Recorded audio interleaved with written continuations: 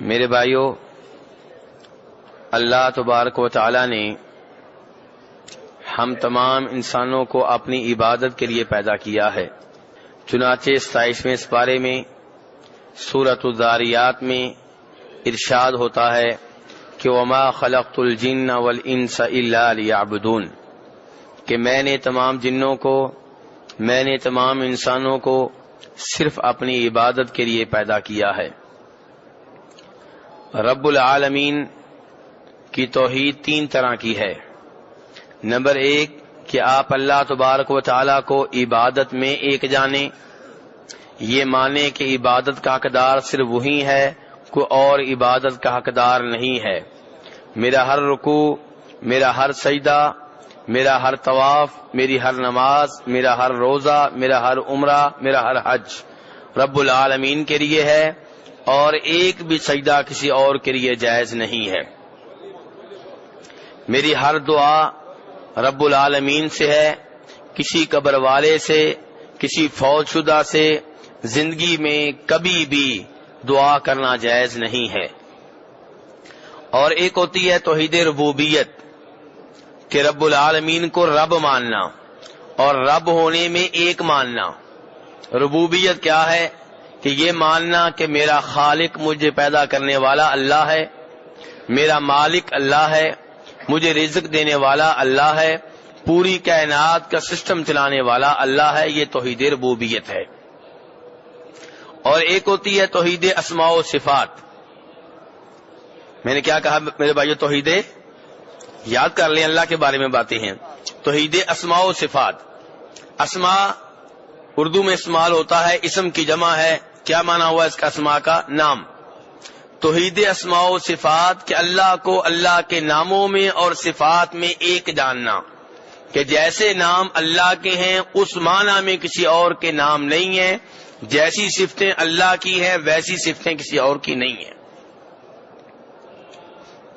میرے بھائیو، اللہ کی صفات میں سے ایک صفت یہ ہے کہ اللہ تبارک و تعالی اپنی مخلوق سے اوپر ہیں، بہت بلند ہیں۔ جہاں پہ مخلوقات کی بلندی ختم ہوتی ہے اس سے کہیں اوپر اللہ تبارک و تعالی ہیں۔ یہ ہے اللہ تعالی کے بارے میں درست عقیدہ۔ لیکن افسوس سے کہنا پڑتا ہے کہ ہمارے پاک و ہند میں کچھ اور ہی عقیدہ پھیلا ہوا ہے۔ زیادہ تر لوگ اللہ تعالیٰ کی ذات کے بارے میں یہ عقیدہ رکھتے ہیں کہ اللہ ہر چیز کے اندر ہے، اللہ ہر جگہ موجود ہے، اور یہ عقیدہ بہت ہی خطرناک عقیدہ ہے، بہت ہی غلط عقیدہ ہے۔ صحیح بات یہ ہے کہ اللہ تبارک و تعالی ذاتی طور پہ اوپر ہے، اور یہ وہ عقیدہ ہے جو قرآن و حدیث سے ثابت ہے، جیسا کہ آگے چل کے میں بیان کروں گا۔ لیکن اللہ تبارک و تعالی اوپر ہونے کے باوجود صفت کے لحاظ سے، صفات کے لحاظ سے ہمارے ساتھ ہیں، ذاتی طور پہ ہمارے ساتھ نہیں ہے۔ ذاتی طور پہ اللہ اوپر ہے، لیکن اللہ اوپر ہونے کے باوجود ہم میں سے ہر ایک کو اچھی طرح دیکھ رہے ہیں، ہر ایک کی گفتگو کو، آواز کو اچھی طرح سنتے ہیں، ہر ایک کے اوپر اللہ کا صحیح معنوں میں کنٹرول ہے اور قدرت ہے۔ کوئی بھی اللہ کی قدرت سے باہر نہیں ہے، کوئی بھی اللہ کے کنٹرول سے باہر نہیں ہے۔ تو یہ جو صفات ہیں ان کے لحاظ سے اللہ تبارک و تعالی سننا، دیکھنا، جاننا، قدرت رکھنا ہر ایک کے ساتھ ہیں، لیکن ذاتی طور پہ رب العالمین اوپر ہیں۔ اور اس کے دلائل قرآن میں بھی بے شمار ہیں، اور نبی علیہ الصلوۃ والسلام کی احادیث میں بھی بہت زیادہ ہیں۔ چنانچہ رب العالمین کبھی تو قرآن پاک میں یہ کہتے ہوئے نظر آتے ہیں کہ الرحمن علی العرش استوى، کہ رحمان عرش سے اوپر ہے۔ عرش کہاں ہے میرے بھائیو؟ عرش کہاں ہے؟ آسمانوں سے بھی اوپر، آسمانوں سے بھی اوپر جو ہے عرش ہے، اور اللہ عرش سے بھی اوپر ہے۔ رب العالمین اپنا تعارف خود کرا رہے ہیں، اپنے بارے میں خود بتا رہے ہیں کہ میں عرش سے بھی اوپر ہوں۔ اب کئی لوگ دین کو اپنی عقل سے پرکھتے ہیں، وہ اپنی عقل لے کر بیٹھ جاتے ہیں، کہتے ہیں جی یہ کیسے ہوگا کہ اللہ اوپر ہے، نہیں اس کا معنی اور کر لو، کوئی تبدیلی کر لو، کوئی عرش کا معنی اور لے لو، استوا کا معنی کچھ اور لے لو۔ بھئی رب العالمین نے اپنا تعارف کرایا ہے، آپ کون ہوتے ہیں یہ کہنے والے؟ نہیں اللہ ایسے نہیں، اللہ کہے میں اوپر ہوں، آپ کہے نہیں اللہ اوپر نہیں، آپ کون ہوتے ہیں؟ یہ تعویل کا بازار گرم کر دیا گیا ہے، جبکہ رب العالمین کا بہترین تعارف رب العالمین خود کرا سکتے ہیں یا اللہ کے بتانے سے اللہ کے نبی کرا سکتے ہیں۔ تو قرآن بار بار یہ کہتا ہوا نظر آئے کہ اللہ اوپر ہیں، احادیث یہ بتاتی ہوئی نظر آئے کہ اللہ اوپر ہے، اور ہمارا معاشرہ ہمیں یہ غلط عقیدہ دے کہ اللہ ہر چیز کے اندر ہے۔ قرآن پاک میں 7 آیتیں ایسی آتی ہیں، کتنی میرے بھائیوں؟ 7 آیتیں ایسی آتی ہیں جن میں اللہ نے بتایا ہے کہ میں عرش سے اوپر ہوں، اور اس کے علاوہ بہت سے دلائل ہیں جن سے پتہ چلتا ہے کہ اللہ اوپر ہے۔ مثلا کہیں پہ اللہ تعالیٰ عیسیٰ علیہ السلام کے بارے میں کہتے ہیں بل رفعہ اللہ الیہ، اللہ کہتے ہیں کہ عیسیٰ علیہ السلام قتل نہیں ہوئے، شہید نہیں ہوئے، فوت نہیں ہوئے، بلکہ اللہ نے انہیں اپنی طرف اٹھا لیا ہے، اپنی طرف اٹھا لیا، اپنی طرف اٹھا لیا ہے۔ تو جب اللہ نے اپنی طرف اٹھایا ہے تو اللہ کہاں ہے؟ پھر اوپر ہے۔ اور کہیں پہ رب العالمین یہ بتاتے ہوئے نظر آتے ہیں کہ یہ قرآن پاک میں نے تمہارے اوپر نازل کیا ہے، اتارا ہے، یہ نہیں کہا تمہیں دیا ہے، کیا کیا ہے؟ اور چیز اترتی کہاں سے ہے؟ اوپر سے، بلندی سے۔ تو اللہ کہتے ہیں میں نے یہ کتاب اتاری ہے، تنزیل، نزل کا لفظ آتا ہے، اللہ کہتے ہیں میں نے یہ کتاب تمہارے طرف اتاری ہے، نازل کی ہے۔ تو یہاں سے بھی پتہ چلتا ہے کہ اللہ اوپر ہے۔ کہیں پہ اللہ تعالیٰ یہ فرماتے ہیں الیہ یصعد الکلم الطیب والعمل الصالح یرفع، اللہ کہتے ہیں تم جو نیک عمل کرتے ہو، تم جو اچھے کلمات کہتے ہو، یہ چڑھ کر میری طرف آتے ہیں۔ اللہ کہہ رہے ہیں چڑھ کر میری طرف آتے ہیں۔ تو یہ چڑھتے کیوں ہیں جی اللہ کہتے ہیں چڑھ کر میری طرف آتے ہیں، اس کا مطلب یہ کہ اللہ اوپر ہے۔ تو رب العالمین یہ بات جگہ بجگہ میں بتا رہے ہیں کہ میں اوپر ہوں۔ کہیں پر اللہ کہتے ہیں 29واں سپارہ تعرج الملائکۃ والروح الیہ، اللہ کہتے ہیں کہ فرشتے چڑھ کر میری طرف آتے ہیں، جبریل علیہ السلام چڑھ کر میری طرف آتے ہیں۔ تو یہاں بھی اللہ یہ کہہ رہے ہیں کہ وہ چڑھ کر میری طرف آتے ہیں۔ تو کہنے کا مطلب یہ ہے کہ قرآن پاک کا عقیدہ بالکل واضح ہے کہ اللہ اوپر ہے۔ اسی لیے ابن تیمیہ رحمہ اللہ، ابن القیم رحمہ اللہ اپنی کتابوں میں یہ بار بار کہتے ہوئے نظر آتے ہیں کہ اللہ تبارک و تعالیٰ کے اوپر ہونے کے دلائل صرف قرآن پاک سے 1000 سے زائد مل جائیں گے۔ کتنے دلائل مل جائیں گے؟ 1000 سے زائد دلائل صرف قرآن پاک سے مل جائیں گے کہ اللہ رب العالمین اوپر ہے۔ اور میرے بھائیوں، جو حدیث آج آپ کے سامنے رکھنے لگا ہوں اس میں بھی یہی مسئلہ ہے۔ امام مسلم، امام ابو داؤد رحمہ اللہ جناب معاویہ ابن حکم السلمی رضی اللہ عنہ سے روایت کرتے ہیں۔ کون سے امام؟ امام مسلم اور ابو داؤد کس صحابی سے روایت کر رہے ہیں؟ نہیں، معاویہ ابن حکم السلمی، وہ مشہور امیر معاویہ نہیں، ان سے ہٹ کے ہیں یہ معاویہ ابن حکم السلمی رضی اللہ تعالی عنہ اس حدیث کو نبی علیہ الصلوۃ والسلام سے نقل کر رہے ہیں جو آج میں آپ کے سامنے رکھ رہا ہوں۔ معاویہ بن حکم السلمی کہتے ہیں کہ میں نے نبی علیہ الصلوۃ والسلام سے یہ گزارش کی کہ اے اللہ کے رسول علیہ الصلوۃ والسلام، میری ایک لونڈی ہے، وہ میری بکریاں چراتی ہے۔ ایک دن وہ بکریاں چرانے کے لیے احد پہاڑ کی طرف گئی، تو میں نے بکریوں کا جائزہ لیا، میں نے بکریاں چیک کی، تعداد کتنی ہے، کہیں کم تو نہیں ہو گئی، کیا صورتحال ہے۔ تو مجھے ایک بکری کم نظر آئی، تو میں نے اپنی لونڈی سے پوچھا ایک بکری کہاں گئی؟ کہنے لگی بھیڑیا آیا تھا اور کھا کے چلا گیا۔ معاویہ بن حکم السلمی کہتے ہیں کہ میں بھی انسان ہوں، مجھے بھی غصہ آتا ہے جیسے دوسرے لوگوں کو آتا ہے، مجھے بھی افسوس ہوتا ہے جیسے دوسرے لوگوں کو افسوس ہوتا ہے۔ تو مجھے غصہ آیا، میں نے رکھ کے ایک تھپڑ اس کے منہ پہ مارا۔ پھر میں نے نبی علیہ الصلوۃ والسلام کو بتا دیا کہ میں اپنی لونڈی کو ایک تھپڑ مار چکا ہوں. تو نبی علیہ الصلوۃ والسلام نے جو کچھ کہا اس کا مطلب یہ تھا کہ تم نے جو کام کیا ہے یہ بہت غلط کام ہے, بہت برا کام ہے, یہ کوئی چھوٹی حرکت نہیں ہے, بہت بڑی حرکت ہے. تو مجھے افسوس لگ گیا. تو میں نے نبی علیہ الصلوۃ والسلام سے کہا تو کیا پھر میں اس کو آزاد کر دوں؟ کفارے کے طور پہ تھپڑ جو میں نے مارا ہے اس کے بدلے کے طور پہ اب وہ میری لونڈی ہے, میں اس کو آزاد کر دیتا ہوں, وہ آزاد عورت ہو جائے گی اور آئندہ معاشرے میں دیگر آزاد عورتوں کی طرح زندگی گزارے گی. تو نبی علیہ الصلوۃ والسلام نے کہا ائتی بہا, اس لونڈی کو میرے پاس لے کر آؤ. یہ نبی علیہ الصلوۃ والسلام اسے اپنے پاس کیوں منگوانا چاہتے ہیں آپ جانتے ہیں میرے بھائیوں؟ اس لیے کہ اگر یہ مومن ہے, مسلمان ہے, تو اسے فوراً آزاد کر دیا جائے, اور اگر مسلمان نہیں ہے تو پھر فوری طور پہ آزاد کرنے کی ضرورت کیوں؟ کوئی اس کا غلط مفہوم نہ سمجھ لے. لوگ سمجھتے ہیں کہ شاید اس کا مطلب یہ ہے کہ نبی علیہ السلام چاہتے ہیں کہ وہ لونڈی ہی رہے. نہیں, اگر مومن ہے تو اس کا فائدہ اس بات میں ہے کہ اسے آزاد کر دیا جائے, اور اگر کافر ہے تو اس کا فائدہ یہ ہے کہ اسے آزاد نہ کیا جائے, مسلمان گھر میں رہے, وہاں سے قرآنی آیات سنتی رہے, نبی علیہ الصلوۃ والسلام کے فرامین سنتی رہے, انہیں عبادت کرتے ہوئے دیکھتی رہے, انہیں سجدے کرتے ہوئے دیکھتی رہے, مسلمانوں کے اخلاق کا اسے پتا چلے تاکہ مسلمان ہو جائے اور جہنم کی آگ سے بچ جائے. تو اس لیے نبی علیہ السلام نے فرمایا اسے میرے پاس لے کر آؤ. آپ کے پاس لایا گیا. اب آپ کیا چیک کرنا چاہتے ہیں میرے بھائیوں؟ جی, مومن ہے کہ نہیں, مسلمان ہے کہ نہیں ہے. اگر آپ میں سے کسی کو چیک کرنا ہو کہ یہ مسلمان ہے کہ نہیں تو آپ کیا سوال کریں گے؟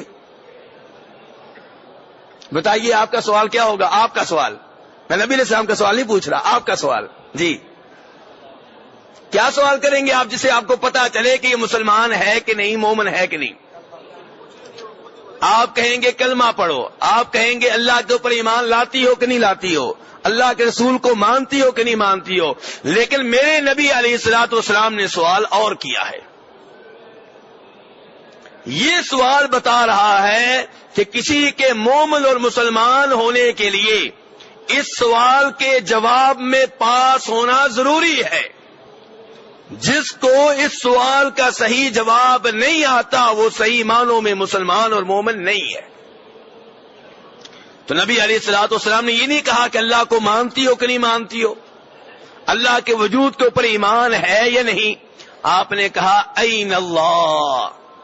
کیا سوال کیا جا رہا ہے؟ کیا مانا ہے؟ اللہ کہاں ہے؟ آج یہ موضوع پبلک میں چھیڑے جیسے میں نے چھیڑا ہے آج, تو کئی سمجھدار لوگ کہتے ہیں یار پبلک میں یہ موضوع نہیں چھیڑنا چاہیے. یہ پبلک کا موضوع نہیں ہے, یہ علماء کا موضوع ہے. میرے نبی علیہ الصلوۃ والسلام یہ سوال ابو بکر سے کر رہے ہیں, عمر سے کر رہے ہیں, عثمان سے کر رہے ہیں, علی سے کر رہے ہیں رضی اللہ تعالی عنہم, یا ایک عام سی لونڈی سے کر رہے ہیں. جی بتائیے کس سے سوال کر رہے ہیں؟ بکریاں چرانے والی عام سی لونڈی سے سوال کر رہے ہیں. پتہ چلا یہ سوال پبلک کا سوال ہے. پبلک کو رب کے قریب ہونے دیں. کبھی آپ پبلک کو عقیدہ صحیح کرنے سے روکتے ہیں, کبھی آپ کہتے ہیں پبلک کو قرآن پاک کا ترجمہ نہ پڑھنے دو, کبھی آپ کہتے ہیں ان کو تفسیر نہ پڑھنے دو. کیوں آپ ان کو دین کے قریب نہیں آنے دیتے؟ آپ کے بزرگوں کی کتابیں پڑھنی ہوں تو آپ کہتے ہیں کوئی رکاوٹ نہیں, کوئی مسئلہ نہیں. رب کی کتاب پڑھنی ہو تو آپ کہتے ہیں نہیں, پبلک کو نہیں پڑھانی چاہیے. یہ کون سا دین ہے؟ یہ کون سی عقل ہے؟ تو نبی علیہ الصلوۃ والسلام یہاں پہ اس لونڈی سے کہہ رہے ہیں این اللہ, اللہ کہاں ہے؟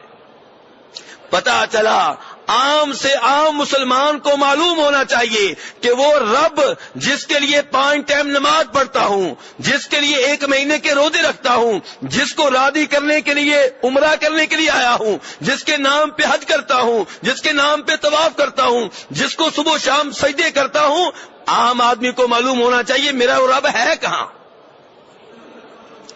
عام آدمی کو بھی معلوم ہونا چاہیے، جس کے نام پہ صبح و شام عبادت کرتا ہوں، جس کا ذکر کرتا ہوں، جس کی تلاوت کرتا ہوں، جس کے لیے سبحان اللہ کہتا ہوں، الحمدللہ کہتا ہوں، اللہ اکبر کہتا ہوں، میرا رب وہ کہاں ہے، یہ معلوم ہونا چاہیے ہر آدمی کو۔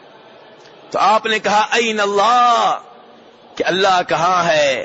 اس عظیم خاتون نے فوراً کہا فی السماء۔ اس نے یہ نہیں کہا کہ ہر مسلمان کے دل کے اندر ہے، ہر انسان کے دل کے اندر ہے۔ ہمیں تو یہ عقیدہ دیا گیا ہے، کیا کہتے ہیں، مجھے شعر سے نہیں آتا، بس مفہوم بتا دوں گا، کہتے ہیں مسجد گرا دو، مندر گرا دو، جو کچھ گرتا ہے گرا دو، ایک مسلمان کے دل کو نہ دکھانا کہ دلوں کے اندر کون رہتا ہے؟ اللہ رہتا ہے۔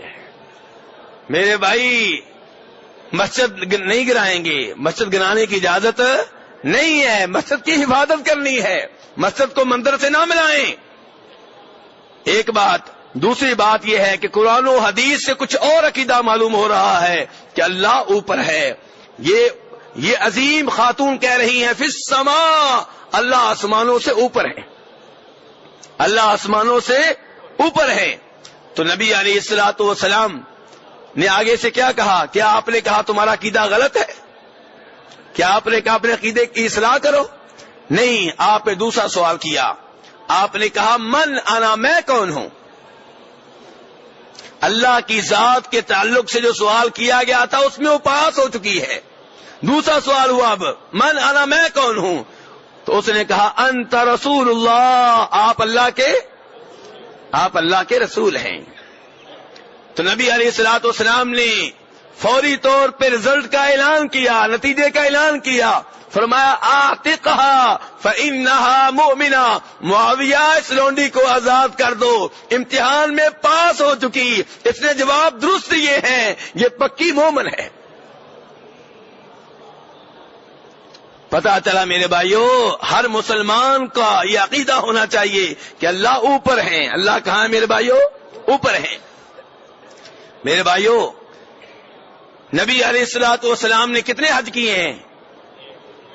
ایک کیا ہے، اور آپ نے اپنے حج میں میدان عرفات میں تاریخی خطبہ ارشاد فرمایا تھا، جسے کہتے ہیں خطبہ حجۃ الوداع۔ وہ خطبہ بڑا عظیم خطبہ ہے، اس خطبے کے اوپر مستقل الگ سے درس ہو سکتا ہے۔ اس خطبے میں نبی علیہ الصلوۃ والسلام نے صحابہ کرام سے ایک سوال کیا تھا۔ آپ نے کہا تھا میرے صحابیوں، یہ بتاؤ کہ کیا میں نے اللہ کا دین تم تک پہنچا دیا ہے؟ تو صحابہ کرام نے گواہی دی، اللہ کے رسول، آپ نے اللہ کا پیغام پہنچا دیا، آپ نے نصیحت کا حق ادا کر دیا، ہم گواہی دیتے ہیں۔ نبی علیہ الصلوۃ والسلام نے انگلی اوپر اٹھائی، کدھر اٹھائی؟ دائیں طرف نہیں کی، بائیں طرف نہیں کی، پیچھے نہیں کی، آگے نہیں کی، زمین کی طرف نہیں کی، اوپر اٹھائی، کہا اللہم اشہد، اے اللہ گواہ ہے۔ کس بات پہ گواہ ہے؟ کہ یہ مان رہے ہیں کہ میں نے یا اللہ تیرا پیغام پہنچا دیا ہے، میں نے کوئی کمی نہیں کی، میں نے کوئی کوتاہی نہیں کی۔ پھر سوال کیا دوبارہ کہ میرے صحابیوں بتاؤ کہ کیا میں نے تم تک اللہ کا پیغام پہنچا دیا ہے؟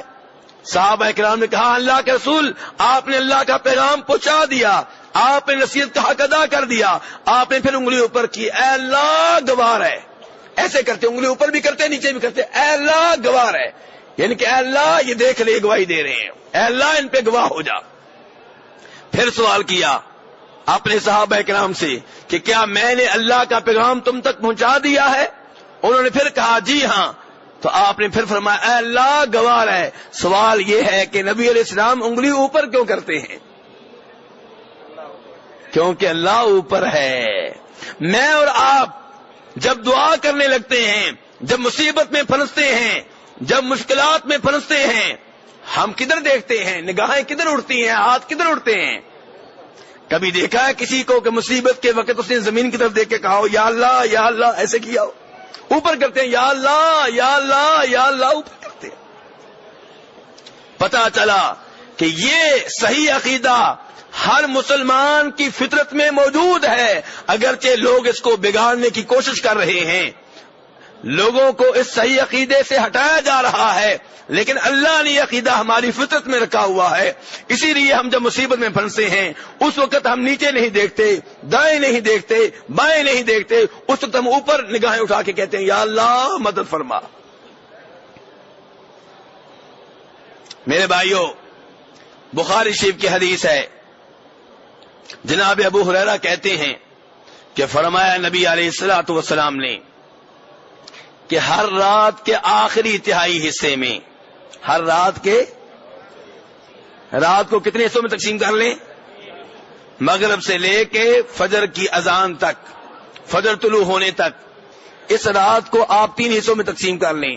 مثلا آپ مان لیں کہ رات 12 گھنٹے کی ہے، تو آخری تہائی آخری 4 گھنٹے میں ہوگی. اگر مغرب ہوئی ہے 6 بجے تو آخری تہائی کتنے بجے شروع ہوگی؟ جی 2 بجے. یہ تہجد کا بہترین ٹائم ہے. کیوں؟ جناب ابو ہریرہ کہتے ہیں فرمایا نبی علیہ الصلوۃ والسلام نے رات کی آخری تہائی میں اللہ تبارک و تعالی آسمان دنیا کے اوپر نازل ہوتے ہیں، اترتے ہیں، آواز دیتے ہیں، اعلان کرتے ہیں، ندا لگاتے ہیں. اللہ کہتے ہیں کون ہے جو مجھ سے سوال کرے میں اس کا سوال پورا کر دوں، کون ہے جو مجھ سے دعا کرے میں اس کی دعا کو قبول کروں، کون ہے جو مجھ سے گناہوں کی معافیاں مانگے اور میں اس کو معاف کر دوں. اللہ اترتے ہیں، معلوم ہوا اللہ کہاں ہے؟ اوپر ہیں. اللہ اوپر کیسے ہیں یہ ہم نہیں جانتے، نہ یہ سوال کریں گے، نہ یہ کسی کو جواب دیں گے، نہ کسی سے پوچھیں گے. اللہ نے بتا دیا میں اوپر ہوں، ہمارا ایمان ہے کہ اللہ اوپر ہے. اللہ اوپر کیسے ہیں غیبی بات ہے، ہم نہیں جانتے. اسی لیے امام مالک رحمہ اللہ، ان کے پاس ایک آدمی آیا، آ کر کہنے لگا امام یہ بتائیے قرآن پاک میں ہے کہ اللہ اوپر ہے، عرش کے اوپر مستوی ہیں، عرش سے بلند ہیں، یہ اللہ کیسے بلند ہیں؟ کیسے بلند ہے؟ سوال کیا کر رہا ہے؟ کیسے بلند ہے؟ امام مالک رحمہ اللہ نے کہا الاستواء معلوم، اللہ کا اوپر ہونا یہ ہم سب کو معلوم ہے کہ اللہ اوپر ہے. قرآن پاک میں لفظ بولا گیا استوا، اور استوا کا معنی معلوم ہے کہ اللہ اوپر ہے.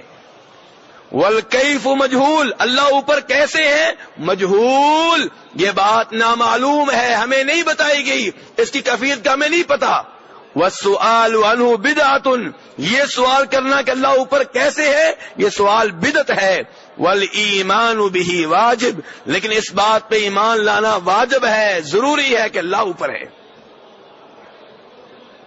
تو اس لیے میرے بھائیوں صحیح عقیدہ اپنائیں. یہی وہ عقیدہ ہے جس کا آپ اظہار جگہ بہ جگہ کرتے ہیں.